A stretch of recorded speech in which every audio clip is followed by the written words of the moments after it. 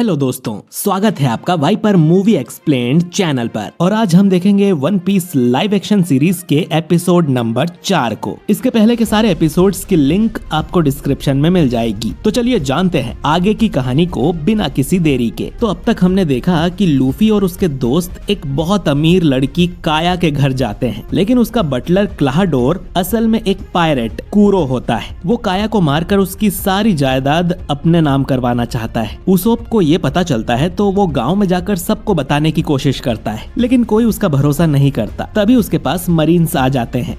Usopp Cobie को pirate कुरो की सच्चाई बताता है, लेकिन हेलमेप्पो उस पर विश्वास नहीं करता क्योंकि उसके फादर ने ही कुरो को कई साल पहले मारा था। लेकिन जब उसोप लूफी का नाम लेता है तब कॉबी उसकी मदद के लिए तैयार हो जाता है। दूसरी तरफ किचन में नामी लूफी को उठाने की कोशिश करती है, जिसने गलती से पूरा जहर वाला सूप पी लिया था। तभी किचन में कैप्टन कुरो अपने साथियों के साथ आता है, जिनसे बचने के लिए नामी अलमारी में छुप जाती है। कुरो के साथियों को लगता है कि जहरीला सूप पीने से लूफी मर गया है। कुरो लूफी को भी कुएं में फेंकने का ऑर्डर देता है, जहां इन्होंने जोरो और काया के लॉयर मैरी को फेंका था। पर तभी उसोप मरीन्स को लेकर यहां आ जाता है। उसोप मरीन्स को बताने की कोशिश करता है कि ये बटलर एक पायरेट है, लेकिन कुरो सभी को बताता है कि उसोप की दिमागी हालत ठीक नहीं है। वो बचपन से ही झूठ बोलते आया है और उसकी माँ की मौत के बाद से तो उसोप पागल हो गया है। कॉबी को समझ नहीं आता कि दोनों में सच कौन है और उसोप यहाँ से भाग जाता है। फिर हेलमेप्पो परेशान होकर कुरो से लूफी के बारे में पूछता है कि वो उसे ही पकड़ने आया है। तब कुरो मरीन्स को बताता है कि लूफी तो उनके घर में ही है और फ्री की दारू और खाना खाकर सो गया है। इसके बाद कुरो के साथ ही लूफी को उठाकर बाहर लाते हैं और मरीन्स को सौंप देते हैं। इसके बाद नामी अलमारी से बाहर आकर सैम को बेहोश कर देती है। वहीं जोरो भी कुएं से बाहर निकलने की पूरी कोशिश कर रहा था। उसोप भागता हुआ काया के कमरे में जाता है और उसे बताता है कि उसका बटलर एक पायरेट है और उसे मारना चाहता है, लेकिन काया उसकी बात का बिलीव नहीं करती क्योंकि उसे भी पता है कि उसोप जो कहानियां सुनाता है वो सब झूठ होती हैं। और वो उसोप को चांटा मारकर यहाँ से जाने के लिए कहती है और उसोप डिसाइड करता है कि वो और नहीं भागेगा और वो काया की सुरक्षा के लिए वहीं रुक जाता है। तभी घड़ी में 12 बज जाते हैं, यानी कि काया अब 18 साल की हो गई थी और अब अगर काया की मौत होती है तो उसकी सारी जायदाद कुरो को मिल जाएगी। इसीलिए कुरो अब तक यहाँ नौकर होने का नाटक कर रहा था। कुरो अपने साथियों से कहता है कि अब काया को मारने का समय आ चुका है। वो लोग महल के सिक्योरिटी सिस्टम से सारे खिड़की दरवाजे बंद कर देते हैं ताकि कोई भी महल से बाहर ना भाग पाए। इधर नामी उसोप और काया के पास पहुंचती है और काया को सब कुछ सच सच बता देती है। अब काया समझ जाती है कि कुरो उसे खाने में कुछ मिलाकर देता था, जिससे वो बीमार रहने लगी और अब अगर वो मर भी जाती है तो लोगों को लगेगा कि वो बीमारी से मर गई और बटलर पे कोई शक नहीं करेगा। तभी कुरो और उसके साथी काया के कमरे में उसे मारने के लिए आते हैं, लेकिन उन्हें वहाँ पर काया नहीं मिलती। काया उसोप और नामी के साथ एक सीक्रेट रास्ते से भागने की कोशिश कर रही थी। वो काया के फादर के कमरे की तरफ जा रहे थे क्योंकि वहाँ भी सिक्योरिटी सिस्टम बंद करने का एक लीवर है। वहीं दूसरी ओर मरीन्स लूफी को लेकर गार्प के पास जा रहे थे।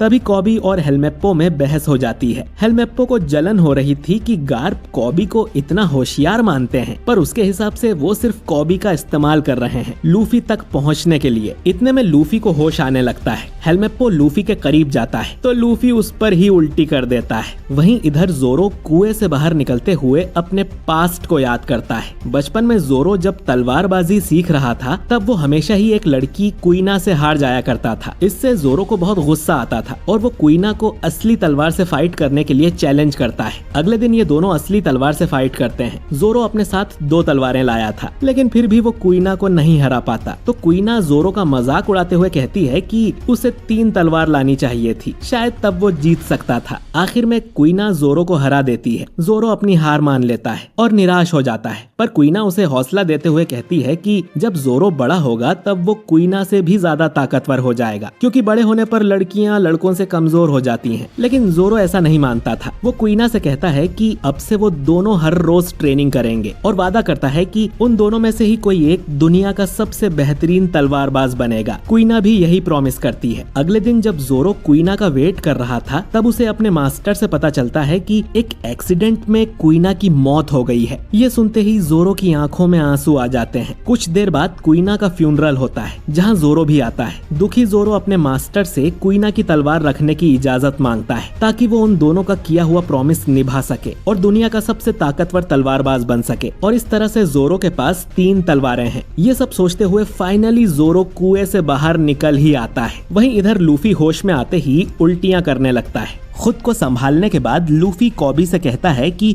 उसे वापस जाना होगा वरना वो बटलर काया और उसके दोस्तों को मार देगा। कॉबी को समझ नहीं आता कि वो क्या करे क्योंकि उसे तो लूफी को पकड़ने के ऑर्डर्स मिले हैं। हेलमेप्पो लूफी को साफ मना कर देता है और उस पर गन भी पॉइंट करता है। तभी वहाँ जोरो आकर बाकी मरीन्स को मार देता है और हेलमेप्पो को भी एक पंच में बेहोश कर देता है। जोरो तो असल में रास्ता भटक कर इस तरफ आ गया था। जोरो और लूफी अब अपने दोस्तों की मदद के लिए वहाँ से निकलने लगते हैं और लूफी कॉबी से कह देता है कि वो उनके रास्ते में ना आए। इधर काया अपने फादर के कमरे में सिक्योरिटी सिस्टम को ऑफ करने की कोशिश करती है जिससे कूरो को उनकी लोकेशन पता चल जाती है। वो भी उस कमरे में पहुंच जाता है लेकिन उसोप, काया और नामी कमरे में ही छुप जाते हैं। कूरो काया के पेरेंट्स के लिए बुरा भला कहने लगता है जिससे गुस्से में आकर काया और नामी कूरो पर अटैक कर देती हैं, पर कूरो उन्हें आसानी से पकड़ लेता है। उसोप भी गुलेल मारकर कूरो का कुछ नहीं बिगाड़ पाता। कूरो अब काया को मारने ही वाला था पर तभी लूफी यहाँ आकर उसका हाथ पकड़ लेता है जिसके बाद लूफी और कूरो में लड़ाई होने लगती है। जोरो भी नीचे कूरो के दोनों साथियों से लड़ रहा था। लड़ाई के बीच हमें पता चलता है कि कूरो को पायरेट्स की जिंदगी पसंद नहीं है क्योंकि उसमें हमेशा ही डर लगा रहता है कि ना जाने कब मरीन्स उन्हें पकड़ ले या कोई दूसरा पायरेट उन पे हमला कर दे या शायद अपनी ही टोली के लोग धोखा दे दें। इसीलिए वो अमीर होकर चैन की जिंदगी जीना चाहता है। पर लूफी कहता है कि पायरेट होने का मतलब दूसरों को लूटना ही नहीं होता बल्कि एडवेंचर और आजादी भी होता है। खैर, लड़ाई में कूरो बार बार टेलीपोर्ट हो रहा था लेकिन लूफी ध्यान लगाकर उसकी लोकेशन का पता लगा लेता है और उसे एक जोरदार मुक्का मारता है और आखिर में लूफी कूरो को महल के बाहर फेंक देता है। लूफी, नामी, उसोप और काया बहुत खुश होकर नीचे जोरो के पास आते हैं जहां जोरो ने पहले ही कूरो के साथियों को हराकर बांध कर रखा हुआ था। जोरो काया से तोड़फोड़ के लिए माफी मांगता है और नए नौकर रखने के लिए कहता है जिस पर काया कहती है कि अब उसे कोई नौकर की जरूरत नहीं है। नामी कहती है कि उन्हें यहाँ से निकलना होगा, मरीन्स यहाँ आ चुके हैं। ये सुनकर लूफी पूछता है कि वो लोग जाएंगे कैसे क्योंकि उनके पास तो कोई शिप ही नहीं है। जिस पर काया कहती है कि वो उसकी कोई भी शिप फ्री में ले जा सकते हैं। लूफी और उसके दोस्त उस भेड़ के मुंह वाली शिप के पास जाते हैं। इसका मुंह काया के लॉयर मैरी जैसा था तो लूफी अपनी इस नई शिप का नाम द गोइंग मैरी रख देता है। इसके बाद लूफी उसोप से कहता है कि वो भी उनकी टोली में शामिल हो जाए और उनके साथ चले। ये सुनकर उसोप थोड़ा झिझकता है और लूफी को मना करते हुए कहता है कि वो इस विलेज को नहीं छोड़ सकता और उसे काया का ध्यान भी तो रखना है। काया ये सुनकर उसोप के पास आती है और कहती है कि वो खुद का ध्यान रख सकती है और उसोप को लूफी के साथ जाना चाहिए और वो दोनों बाद में कभी मिलेंगे। और जब उसोप उसे वापस मिले तब वो उसे अपने एडवेंचरस कारनामों की असली कहानी सुनाए। काया उसोप को गुड बाय किस भी करती है। इसके बाद लूफी, नामी, जोरो और उसोप अपनी नई शिप लेकर निकल पड़ते हैं। वहीं कूरो अभी भी जिंदा था और वो एक छोटी बोट में बैठकर समंदर में भाग जाता है। इधर बैटलशिप में कॉबी गार्प से माफी मांग रहा था क्योंकि वो लूफी को नहीं पकड़ पाया। गार्प कॉबी से कहता है कि तुम्हें खुद को दोष देने की जरूरत नहीं है, जरा देखो लूफी खुद ही बाहर निकलकर समुद्र में आ गया है। कॉबी दूरबीन से लूफी की शिप को देखता है। इधर नई शिप में लूफी और उसके दोस्त मजाक मस्ती कर रहे थे और काफी खुश थे लेकिन तभी उनकी शिप पर